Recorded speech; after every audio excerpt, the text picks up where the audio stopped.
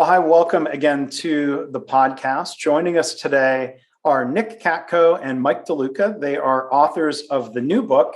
I've got a copy of it here for those who are watching on YouTube, Practical Lean Accounting. So before I tell you more about Nick and Mike, let me first say welcome to the podcast. First, Nick, how are you? I'm doing fine, thanks, Mark, for having us. And Mike, how are you? Excellent. Thanks for letting us be here. Thank you.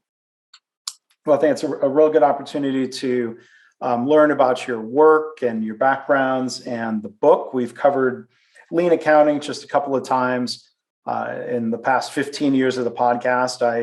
I don't even know enough to be dangerous, so I'll be able to ask some good inquiry questions that will hopefully serve the audience well. But let me tell you about Nick and Mike. So Nick Katko has been practicing lean accounting for over 25 years, both as a CFO and as a lean accounting trainer and coach. Nick is president and owner of a firm, BMA. Nick is co-author of this book, again, Practicing Lean Accounting. He's also written The Lean CFO from 2013 and is co-author of The Lean Business Management System from 2007. Mike DeLuca, in his lean journey, it began with implementing lean accounting as a finance leader in the early 2000s, evolving the finance department's role to meet the changing needs of a lean organization. So Nick's background is manufacturing. Mike, your background is different. You were really doing this in healthcare, right? That's right. And so we'll have a chance to explore that further. And I will ask better open-ended questions as opposed to that last one. So I want to learn, about your backgrounds, and I like to ask guests for, your origin story as it comes to lean. I know you have two very different stories. Nick, let me start with you. How did you get introduced to lean and really take such an interest? In the 1990s, I was CFO of a company by the name of Bullard that they actually invented the hard hat in California in the early 1900s. And I was there for 10 years, and like the first 4 years or so, we were very much a traditional manufacturing company with traditional manufacturing problems. We actually brought in somebody, a consultant, and it didn't work out very well. And so we ended up searching for an experienced vice president of manufacturing that had a lot of lean experience, and we hired him. And he came on board and he quickly started changing things, and mostly the way we thought as a senior leadership team. He wanted a lot of help with financial information and performance measurement information. He sort of took me under his wing and helped me understand lean and also the information requirements. And then pretty soon, I don't know, maybe a year or so in, it sort of just clicked because I started seeing the financial results get better. And I said, this thing works. And it basically made me a believer, and then I was all in on it. And, actually applied lean thinking in the accounting function, supported everything operations wanted to do. And, so sort of like, you want this in your capital budget? Here, you have it. You don't have to go through much justification. And so I just learned, and then, naturally I progressed into the information and what they need in terms of performance measurements and financial information. So thinking back to, just as a follow-up, the part of the story where, in a nutshell, you said hired a consultant, it didn't work out, you hired someone in as a VP. I think we have a lot of consultants listening. I mean, from your recollection of it, were there any lessons learned for the consultants listening about why that didn't work out? Well, I think I don't remember much about who this person was, but he didn't really engage the senior leadership team that much. He went out on the floor and he tried to, I think, like pilot a lean cell, for example. And but it was like we didn't know I didn't really know, what was he doing? Why was he doing this? I mean, there wasn't a whole lot of engagement at the senior level. And I think it wasn't that he was necessarily not good. I think it was more, we realized we probably need somebody full-time in place. So let's just go hire somebody. Yeah. And is there a repeated pattern of what you've seen in other settings of it taking some time for those financial results to really hit the balance sheet or other financial reports? Yeah, I think so. If I talk to leaders in companies about lean and or lean accounting, especially when they're getting started early in the journey, I usually tell them, I said, if you start seeing financial results in 6 months, you might see a little bit, but sustained results, you're looking at 1.5 years or so. Just because if you approach lean as people solving problems, they have to learn how to do that. And that takes time. Yeah.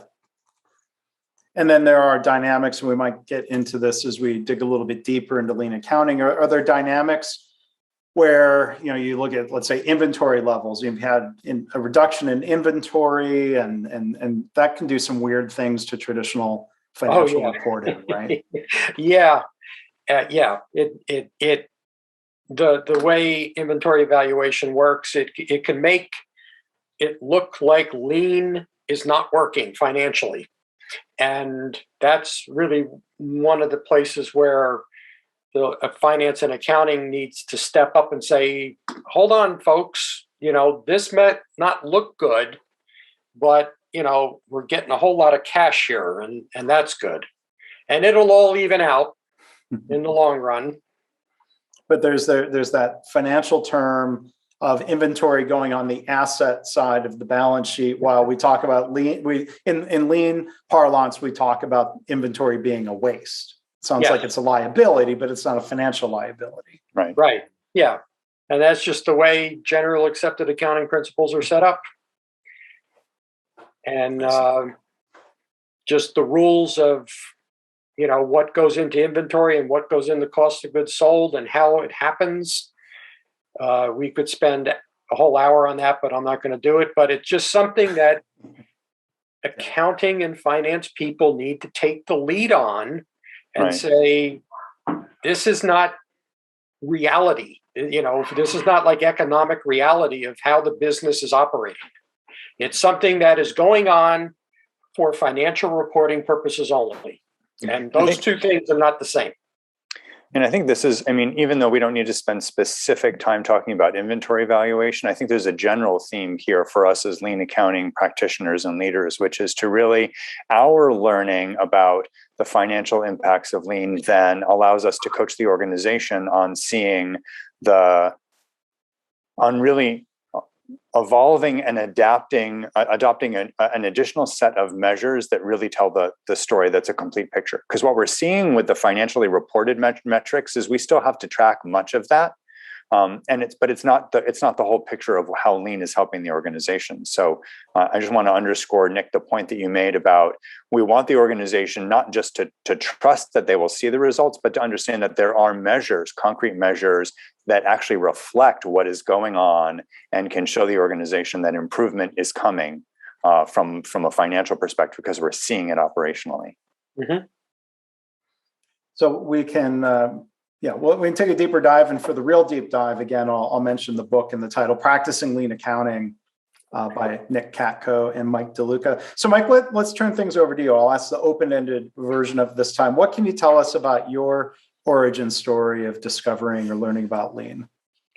My origin story, I worked for over 20 years at a healthcare organization in the Seattle area, Group Health.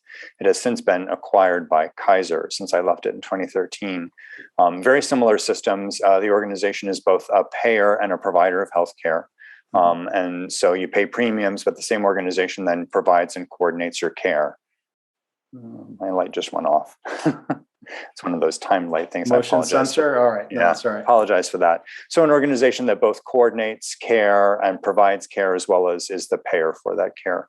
And about $4 billion a year in annual revenue. So I worked there for 10 years. And after my first 10 years there, the organization, this was in the early 2000s, brought lean thinking in. And I think one of the things I appreciated as a leader in the organization, I was leading the financial planning and analysis function for the care delivery system, was that the organization brought in a few lean coaches with external experience, and then really through, and Nick, you addressed this in your origin story, but a little bit of a different take on the story, used a leader-led approach. So teach leaders to teach their next level down, to teach their next level down, and basically cascade learning throughout the organization through the leadership structure. So I learned lean principles, lean concepts, lean tools, and then I was not just expected to, but supported in coaching my own team on improving our processes, on improving the products that we provided to the rest of the organization.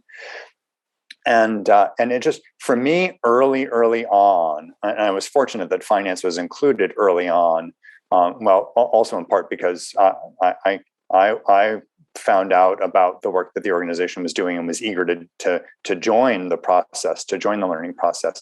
Because for me, it solved conceptually the problem that we had been struggling with for years around the mismatch of the availability of resources and the demand for those resources. So in healthcare, at least in our experience, that there was, in our annual financial planning process, there's never enough resource to go around, right? We always feel like we need more resource. And I think the organization's ability to now see the waste in the work that we were doing, whether it's in clinical operations or in support operations, really helped us say, oh, okay, well, and we're not exactly rich in resources. However, we can make much better use. We can stop neglecting those resources, the skills and capabilities of all those people, by really seeing and routing out the waste in their work and creating some capacity to better serve patients, to improve quality outcomes. So for me, I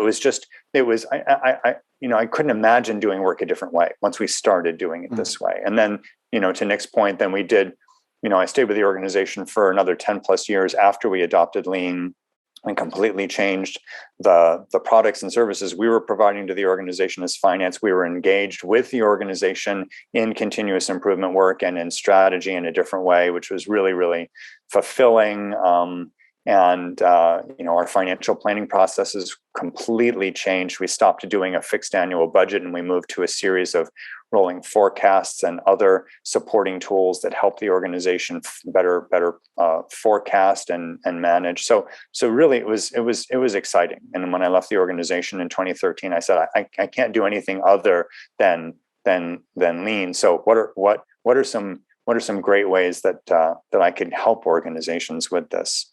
Mm-hmm. And you mentioned group health. Longtime listeners of the podcast, this is going back, over a decade now. I had different leaders from group health as guests. This is going back to episode 23 back in 2007 and episode 123 going back to 2011. And I had the chance to make maybe two visits to group health back in like the 2009, 2010 timeframe when I was with the Lean Enterprise Institute and Catalysis. But so I do want to hear also, so we've heard a little bit about each of your stories. Nick and Mike, how did you two meet and get to know each other? And this is kind of moving ahead then to taking the plunge to collaborate on a book. Mm-hmm. Well, we've known each other for, I don't know, like about 7 years or so, mainly from the Lean Accounting Summit. And, going back 7 years, Mike's collaborating with Gene Cunningham. I'm working with Brian Maskell, and, we're all friends. We're all doing the same thing. And Brian retired in 2018 and was nice enough to let me run a business. And then Mike and I were doing some work in Indianapolis with Lean Frontiers in it was February of 2020, right? Yeah. Yes. Yeah. And while we were there, I'll let you tell the story. What happened? No, it had nothing to do with COVID, by the way. No, it was just right. It was right before COVID. As a matter of fact, it was a couple of weeks before things started shutting down. We put together for Lean Frontiers just a 6-module introduction to lean accounting, and Well, what Jean said. Jean announced that she was retiring. no, yeah. So and that's a couple. And prior to that, through the Lean Accounting Summit, we had started spending time together working on this idea of an A3 around lean accounting, and the essence of the problem statement was that we were not seeing the adoption of lean in accounting and finance as rapidly as we were seeing it in customer-facing operations, and we were wondering why. We're trying to understand what are some of the causes, what are some of the barriers, and then as lean accounting leaders, what we were ideally hoping for was that lean in accounting and finance would be beyond a tipping point where we could trust that it was self-sustaining. Like if there were never another lean accounting summit, it wouldn't matter, because people would be so convinced that this is the way that we wanted to work in accounting and finance that it would have its own momentum. Very much like, at least for me, I'm observing it in customer-facing operations, whether it's manufacturing, healthcare, construction, doesn't matter. And so we had started that conversation and then began developing this 6-module course with Lean Frontiers, like Nick mentioned. And then right before we were going to do the recording of the course, Jean announced her retirement. And so then back to Nick, your point of the story, when we were in Indianapolis. And then we had dinner, and we started talking, and we said, it's me and you, Mike. let's work together, and that started it. And then about a month later, everything gets shut down, and I had in the back of my mind, I had the idea of writing another book after the Lean CFO, but never really got around to it. And then as we teach in lean accounting, if you have available capacity, you need to apply that available capacity to the best use. And because I couldn't travel and all that stuff, and many companies weren't doing any kind of lean accounting work at the time, I said, well, how about writing a book? And then I talked to Mike about it and said, would you like to help out? And that's how we got started. Yeah. And I want to ask, before we get into some of the details around lean accounting, or lean for accounting and finance, the title of the book, Practicing Lean Accounting, made me smile when I saw it. Either of you want to tell a little bit of the story of why that title, Practicing Lean Accounting? Well, it has a little bit to do with you, Mark. No, back in a Lean Accounting Summit, it may have been 2016. I think you spoke there. Yeah. And you did a keynote, and your keynote was practicing lean. Yeah. And I think it was right before or right after your book came out. And I was there, and I thought, it clicked with me, not, I got to write a book like that, but it just clicked with me, the word practicing, because a lot of the way that lean accounting was taught was tools, but also it's, you got to do lean accounting and not, and I'm just talking manufacturing wise, you got to do lean accounting and not do standard costing. And that's a non-starting argument for why lean accounting is important. And so that just stuck with me. And Mike and I were,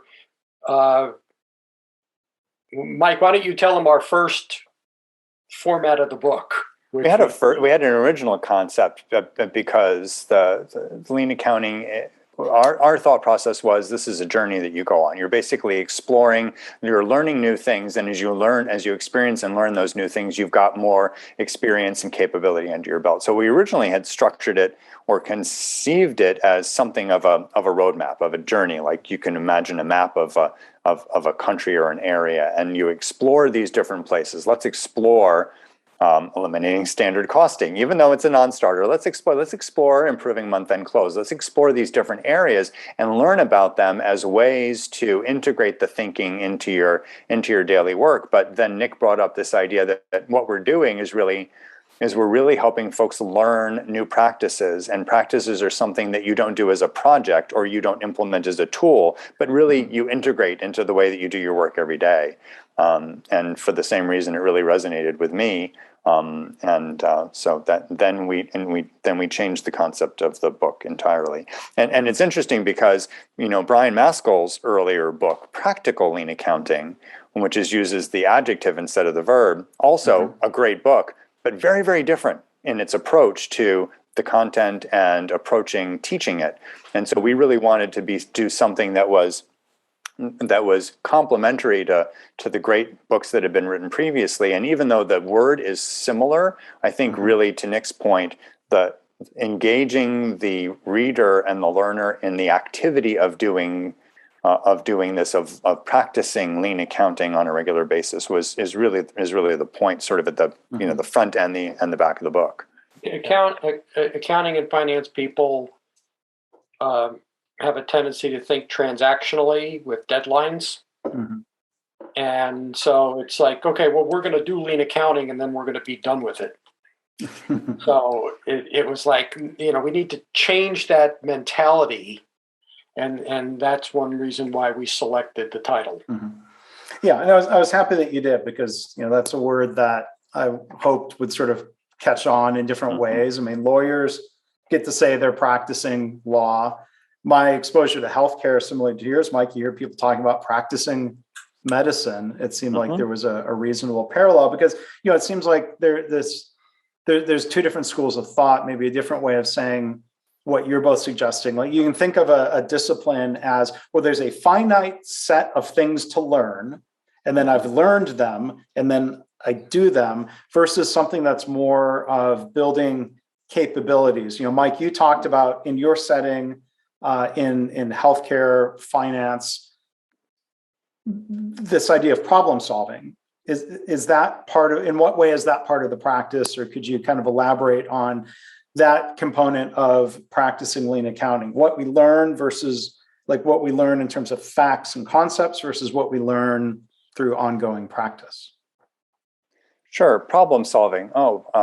There's so many different ways to share an anecdote that helps answer that question. For me, I think one of the things that I would do is I would think about, just in most organizations, or in all organizations, there's some kind of a financial planning process, usually called a budget. And we look at our performance against that, right? It sets something of a target on a monthly, quarterly, annual basis. And then we look at our performance. How are we doing relative to budget? So it's giving us some kind of information.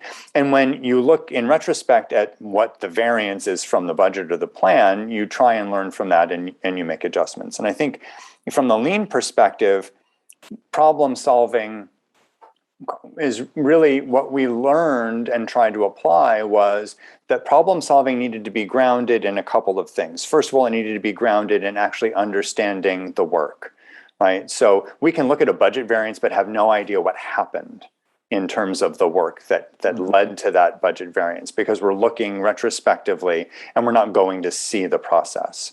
And so for us, even in finance, using problem solving as much as possible to understand financial performance. One example was when we moved away from this retrospective review of budget and we moved to some more current indicators of performance. We noticed pretty quickly in this one instance something that seemed like it was out of whack. Right? So you might imagine, if you're on a manufacturing line, some machine might not be performing to specifications. If you're in healthcare, you might notice, whether it's with your equipment or even with something that's going on with patients, something is not. So you would pause and say, well, let's do some problem solving. Let's ask why. Let's do some root cause analysis. So we tried to apply those same approaches to this exact situation. Say, this financial indicator looks out of whack. Let's do some root cause analysis. And so we went through the same discipline, but with the people who do the work, But that meant for us, we had to go to the people who did contracting. We had to go to the people who paid the claims. We had to go to the people. Anyway, so you can imagine the cross-functional nature of this. What we discovered, and we're able to organize a root cause analysis that allowed the organization to implement countermeasures. And so when we never, I mean, it's not that we didn't have really smart people working on this before, but we now had an approach, a problem-solving approach that was grounded in the actual work that was being done that impacted the financial outcomes. And we were able to come up with something that improved the outcome before we got too far into a negative financial situation. So that's an example of telling, of answering the question. I don't know if that's getting at what you were thinking about. Well, no, that's helpful. I mean, one example, so I think it's interesting to think about cause and effect. One example might be going back to 2020. These are monthly reviews or quarterly reviews. I could see at the end of Q2, just for one example, we look and say, my goodness, we have blown through our budget on masks and gowns and PPE. That one's not so much of a mystery, but like what's the benefit perhaps in trying to manage processes, managing budgets in more of a real-time manner instead of in sort of batchy, let's say quarterly cycles? I think one of the advantages, a budget or a forecast, even if you're doing a rolling forecast, is made up of a set of assumptions. All right, and like I say to a lot of companies, nobody's really good at all those assumptions. And so if you hold people accountable, actual to budget, that's why budgets get padded and all the gamesmanship goes on, because they're trying not to get blamed. Yeah. So if you adopt more of a PDCA approach, what's the problem that is trying to be solved by looking at these numbers? Okay, so we're doing a forecast to get an idea if these conditions hold. These are the outcomes we expect. So it's you have to almost look at what is going on operationally to understand what the financial results were. What are the problems and issues? You're not going to change financial results unless you change operational practices. And that's ongoing and dynamic. It's not based on a bunch of assumptions that a lot of companies are making right now, this quarter, for all of 2022. And I think what it speaks to is moving away from, like you said, Mark, a batched approach to any kind of financial work, whether it's our financial planning, our results analysis, or even managing our own work within the financing, moving away from a monthly or quarterly batch to what are daily indicators, right? And for us, I think one of the big ahas when we first started implementing Lean or bringing Lean thinking into the organization and making it part of the daily practice and the daily habit was initially we still had what we called the Lean management system and the financial management system. That was early on in our learning about Lean. The Lean management system were all the daily indicators on the nursing units and the labs and the pharmacies, where in the central sterilization and wherever, that those leaders felt were really, really indicative of the workload for that day and the team's ability to achieve that workload and the problems that they were trying to solve. It wasn't too long until we realized that rather than having a separate financial management system, which was also trying to become more responsive, more predictive, more proactive, and more real time, in addition to doing that, we really needed to just simply integrate them. It was one management system that included operational indicators of financial outcomes, and those operational indicators were daily. Yeah, you see a lot of that. I see a lot of that in many, especially larger companies in manufacturing and non-manufacturing, where operations has their little system and finance has their little system, and they're not, the systems aren't talking to each other. And then at times it can make the people talk cross purposely, because finance is looking at stuff and saying, oh, this is wrong. Then operations is looking at stuff and saying, oh, no, this has to get better. And it causes all that organizational angst that's totally unnecessary. And then to get back to your point and question mark, then the problem solving isn't really using the full information that would be available to it. We're not aligned on problem solving.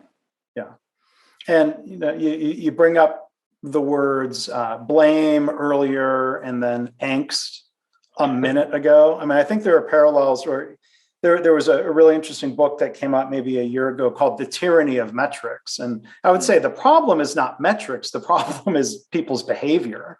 Yeah. When people are pressured, you better hit that metric or else. There's where the angst and blame and fear comes in.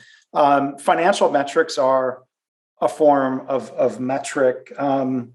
But, so the parallel, I was wondering, is there sometimes not the tyranny of metrics, but the tyranny of budgets, where it's now being used in a way that shouldn't be, that budgets aren't necessarily, is it fair to say also, budgets aren't bad, but some of the behaviors around budgeting are the problem? I think it's some of both, honestly. The budget itself is an imperfect tool. If we were going to design, in lean thinking, we will try to design both a process and a product to meet the customer's requirement. We want it to be fit for use or fit for purpose. And if we stepped back and took the same and we discarded the budget entirely and said, here are the customer requirements. We need to be able to have a forecast. We need to be able to set performance targets that are meaningful. We need to be able to incentivize people. We need to be able to allocate resources. If we said, let's design a set of processes that are not overly burdensome. We don't want to have administrative waste unnecessarily, but are ideally designed to to create those outcomes, we wouldn't have the budget. So I think it's both of the things that you said, Mark. I think the process and the tool is imperfect, and also the behaviors that have grown up along with it are not ideal. Yeah, I think, using actual to budget, as any kind of performance indicator, a managerial performance indicator is just terrible. I don't mind saying that. I just got to tell you a quick story. Working at a manufacturing facility and part of a large company, and they had divisions. And so the plant controller wanted me to sit in with the division corporate controller and the other plant controllers. They were doing an online meeting. Corporate controller gets on there and says, we're not hitting our budgets at the divisional level, and we have to start doing that, and we have to start doing it next month, or we have to start doing it this month. So all of you need to report back to me within a week what changes you are going to make sure you hit your budgets. Well, first of all, what control does a plant, what influence does a plant controller have on manufacturing operations? Very little, Yeah. Anyway, she actually wanted me to sit in it because she knew that's what was going to happen. But it was just like, it's that kind of behavior that is it's total waste. That's the only way to look at it. So, we're more than 30 minutes into an episode about lean accounting. This is probably my fault. I should have asked for more of just a nutshell definition at the beginning. Maybe I can edit part of that into the very beginning intro. How do either of you, or maybe both of you, want to take a stab at what's just a good nutshell elevator speech definition of lean accounting? It's applying lean thinking to all accounting processes and information. Mike, what would you add to that? We're now going back down the elevator again because we hit the wrong button. Going back down the elevator. In my elevator speech, I would, in addition to what Nick said, applying lean principles to the products and the services we provide in accounting and finance. It is really to ensure that those products and services help the company improve value for the end customer. And so that means a couple different things. Maybe we can share some examples digging in of how to apply lean to accounting functions and accounting work.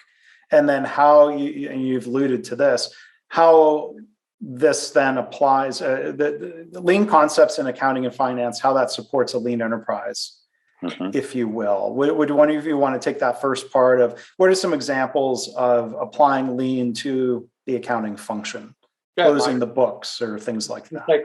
You take that one, Mike.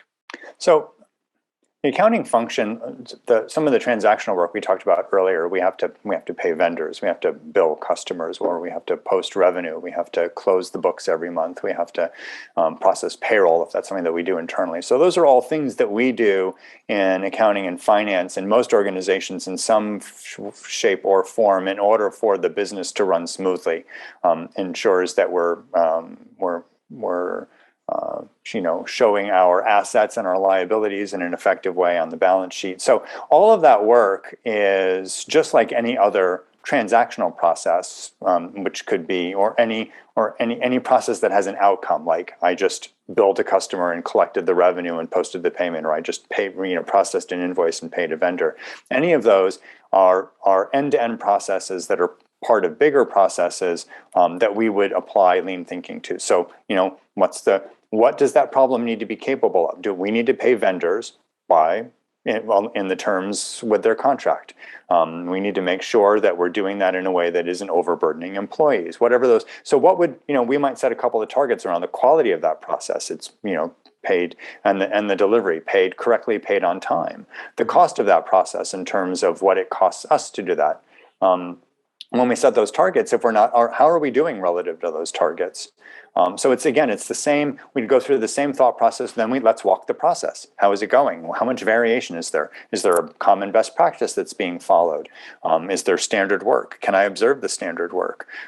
So in accounting operations, accounting and finance operations, it's and it may sound like basic blocking and tackling, but boy, it's an awful lot of fun, because I think in finance and accounting, when we're doing those functions, and this is, I would imagine this is true for anybody doing their daily work, they encounter so much waste that they've become immune to because they're so used to it, that walking the process with them and helping them see that, and then helping them see their way to reducing and eliminating that is brilliant. I think the other thing, though, that it gives us insights to is, because most, if not all, of what we do in finance and accounting is the result of downstream customer-facing activities, whether it's paying a vendor who we engaged with in order to provide services or produce products for end customers, or whether it's engaging with the company's customers in billing and collecting their payments.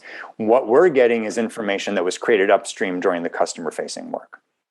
So that gives us a lot of insights into what's going well and what's not going so well, because we end up having to sort through, correct, change things that, through no one's fault, but through challenges in the process, end up hitting accounting and finance. So that's a little bit about what we're doing in accounting and finance, and how it's just like process improvement in operations, and gives us insights into operations, because we receive a lot from operations in order to do that work. And Nick, what would you add then about some of the interfaces or the touch points between accounting and finance and the rest of the enterprise? Yeah. Well, it's the information that which is really the product here that is delivered to the internal customers, the non-financial people who are doing analysis and decision making throughout the business. And you can imagine. Picture any company, even a small company, that's a lot of people and a lot of information. When a company commits to lean thinking in whatever industry, the useful and understandable information they need, either directly from accounting and finance, or for accounting and finance to support, changes. Mm-hmm. And so it's think about it, it's like quality. Okay, the quality has changed. The customer has a new quality spec. We have to deliver it. And accounting needs to become very aware and cognizant of that. That's something that I experienced personally when I was talking about my story. It's like the lean people who came into our business, they basically said, we don't want this anymore. Mm-hmm. This is what we need. And I was like, whoa, Okay, all right, it's I need to adapt my thinking, and that's really the big piece of it. And it's not like paying a bill. It's not like sending an invoice out. You really have to understand what your customers need and deliver it.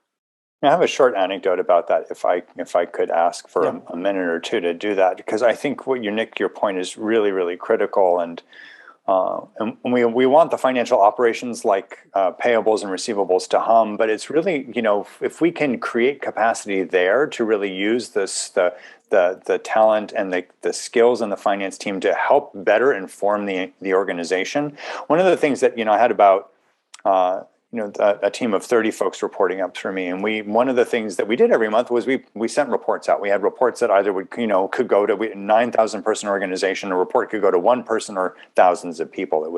But we had 400 some odd reports that we produced on a monthly basis. And I've talked to other folks in finance teams and who do monthly reporting of, key indicators or trends or things like that. And then, they'll have similar stories. And we would say from time to time, we'd like to, do you still use that report? And everybody would say, oh yeah, I still want that report.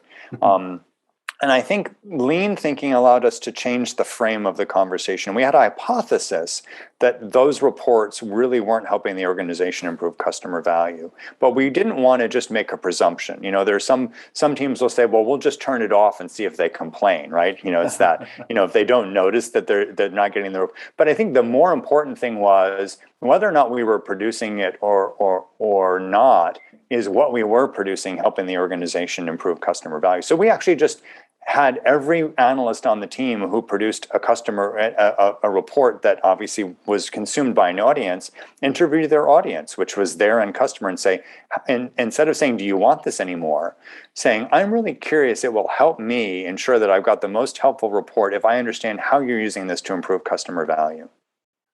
And for us, it was the patient. How are you using this to improve patient value? And just created a whole different conversation. And we ended up eliminating hundreds of reports. But I think the more important, and creating capacity on the team, which was one of our intentions. But I think the more important thing was that the reports that remained, we were really convinced that those were being used to help the organization make improvements. And then that became part of our standard work. Whenever we got a request for a new report, it was part of the new report development process. And if we had an ongoing report, we had at least an annual review with the end user to how is it being used to improve customer value. So I think, that's part of the transformational thinking. That is, when we talk about it, it's not just a project. This is really about the practice of the thinking of lean accounting. Nick, I want to ask you, in the book, you make reference to why it's important for others outside of accounting to understand how accounting thinks. And I'll admit my bias as an operations person. I'll say, it's like, well, the accountants should better understand operations. But why do you say it's important for others to understand how accounting thinks? Because I'm still a practicing CPA. I got my accounting degree, and I did my stint in public accounting way back when. We at one level, we can't help it. we learn how to think a certain way because of our training, and then the way we do our work. And accountants have a fiduciary responsibility to make sure that the numbers they produce, whether they're the external financial statements or anything internal, is of good quality. Okay, and they work really hard at that. And I think and they can become insular. This is that island of accounting, that and so it's important to open up the doors of communication. And I believe that operations can learn a lot from accounting about why they are thinking that this is quality information. As much as accounting can learn from operations. For example, what does lean look like physically in our business? And it's just, they if you just, it's like a respect thing. Let's respect our, we have these like functional professions in a business, and let's respect them, because there's good that's in each one. It's, we can't just throw it all out and start over. So that's part of the reason why we talk about that. Mm-hmm. And so you bring up the word respect, and in the book here, and again the title, it's Practicing Lean Accounting. You might think, well, it's all about numbers.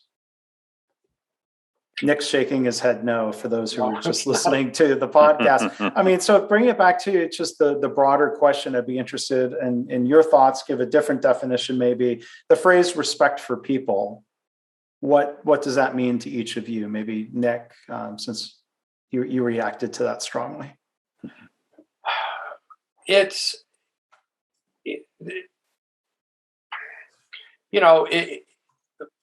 I got to think about this one, so let Mike go first. Oh, okay. Respect for people, at least for me, in learning lean, is really taking to heart that the people who do the work understand it best. So if we're looking for improvement, let's go to where the work happens, understand what's happening, and then use that to inform improvements. And so from the lean accounting perspective, it's really, for me, when I transitioned from an individual contributor in finance and accounting to a manager, I thought, great, finally, all of these great ideas that I've had as an analyst, I get to make people do them now because I'm a manager. And then I managed probably that way for, I don't know, a number of years. And then when lean thinking came in, I realized that this idea of respect for people is now I've got all of these really talented people who are in my department, and it's my responsibility to bring forward all of their good thinking in a way that helps my department function better and helps us better serve the organization. So for me, respect for people is, and I have probably more examples than would ever make sense in a short episode like this, but one of the ones I just want to bring this up is when we would, and this is probably similar in many organizations, we had an annual requirement that we had professional development plans. So that's great. Organizations committed to supporting its employees with professional development. That's a noble thing. But the folks on my team always said, Mike, when do we have time for this? Because our work weeks are so busy that for me to do professional development, it means I'm basically figuring it out on the weekend. And I think one of the things that we took to heart in modeling respect for people was, how can we, number one, create capacity, but number two, integrate professional development actually into our work processes. So that actually became professional development and skills development became part of how we developed work, assigned work, prioritized work, got work accomplished. And so it became fully integrated. And so that's just an example, but I think it rings true in a lot of different ways. Yeah, and I think respect for people in the context of lean accounting, it goes back to what you said, Mark, a couple minutes ago. It's not about the numbers. It's about the people who are using the numbers. That's what matters. And, like you said, Mike, with your story about, sitting down with the people who were using the numbers, and it opened up their eyes, it opened up your team's eyes. And, I mentioned, my story, and the lean leaders that were my colleagues, excuse me, they simply didn't, dismiss everything. They brought me in. They helped me learn what lean was about. That's respect for people, and we had a lot of casual conversations about it. It wasn't, you do this, you do this, you do this. And the transformation, I transformed my thinking. And I think, this is what lean accounting is all about and it's about learning.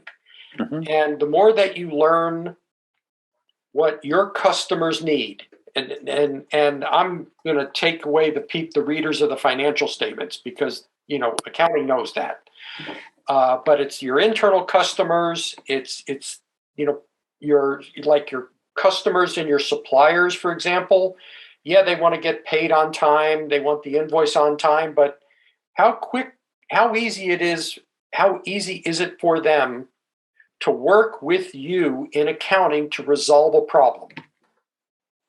It's things like that that accounting really just needs to. I'm not saying they're not good at it, but you need to think about it and you need to try to get better at it. Mhm.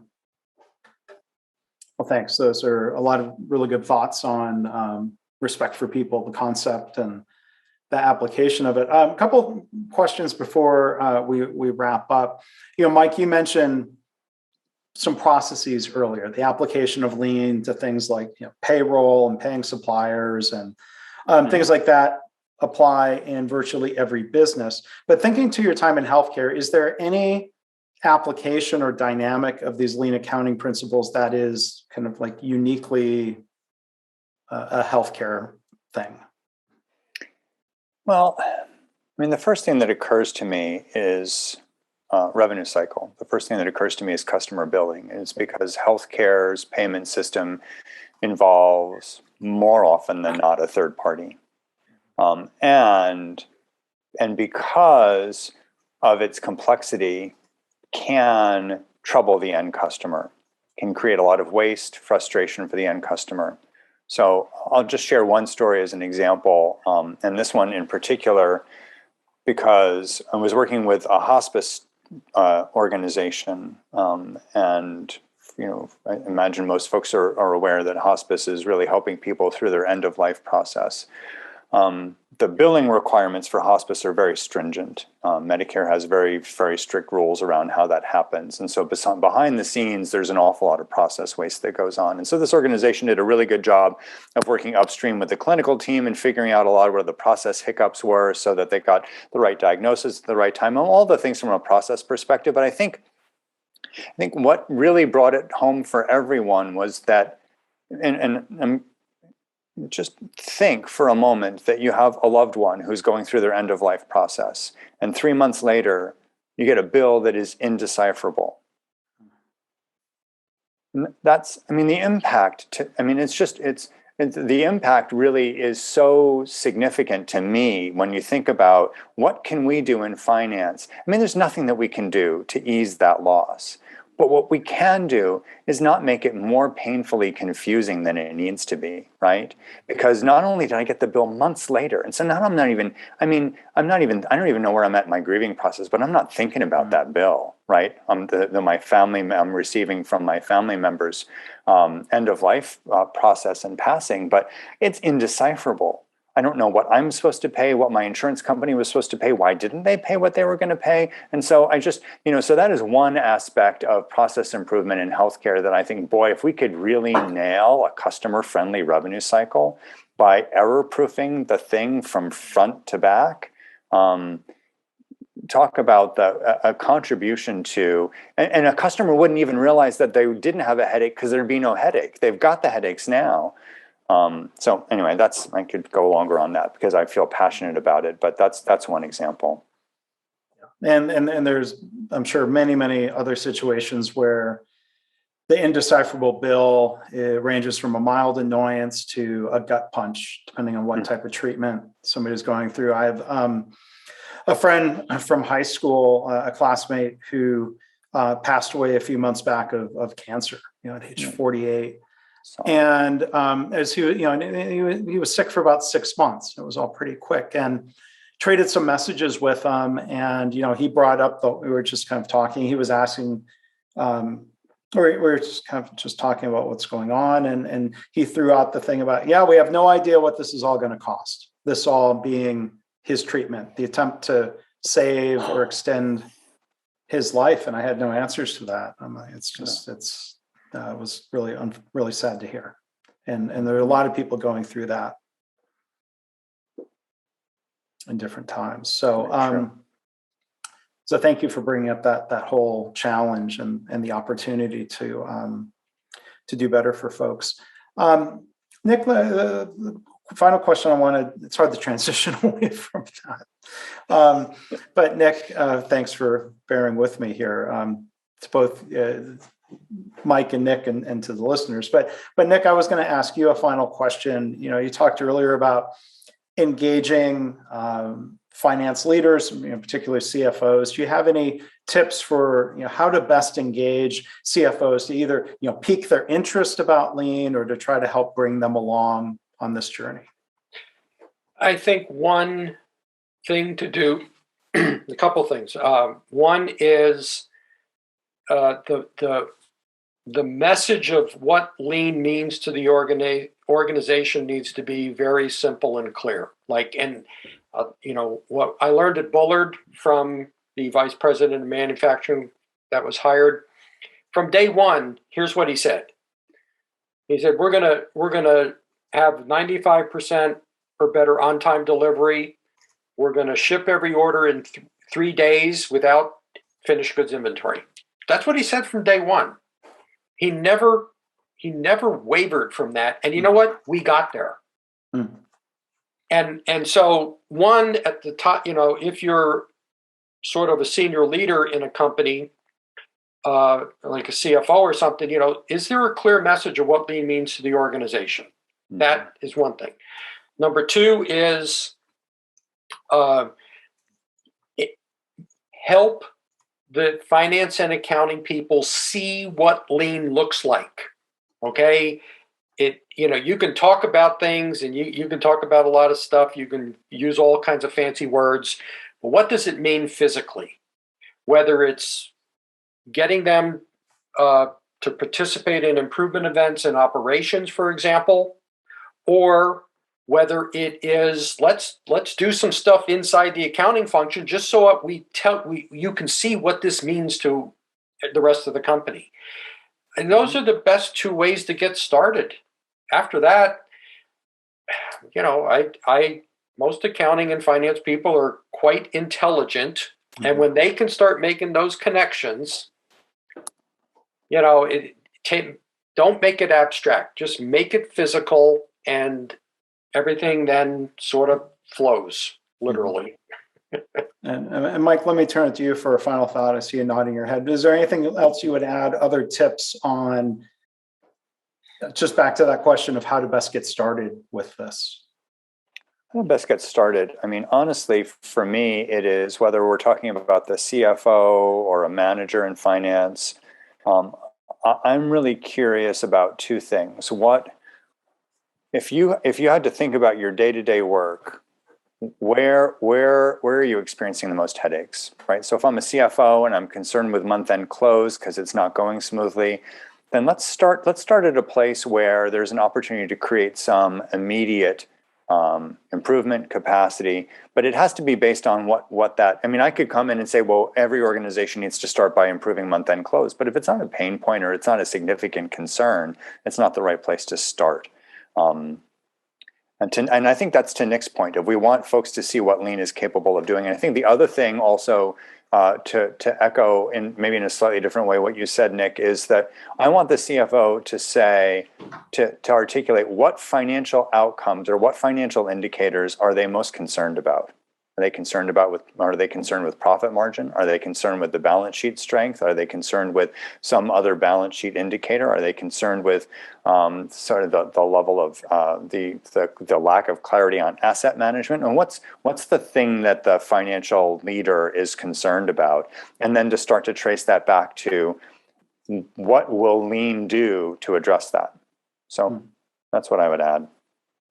And one final thing, actually, this was something that I posted on LinkedIn a couple of weeks ago, and some people have been commenting on.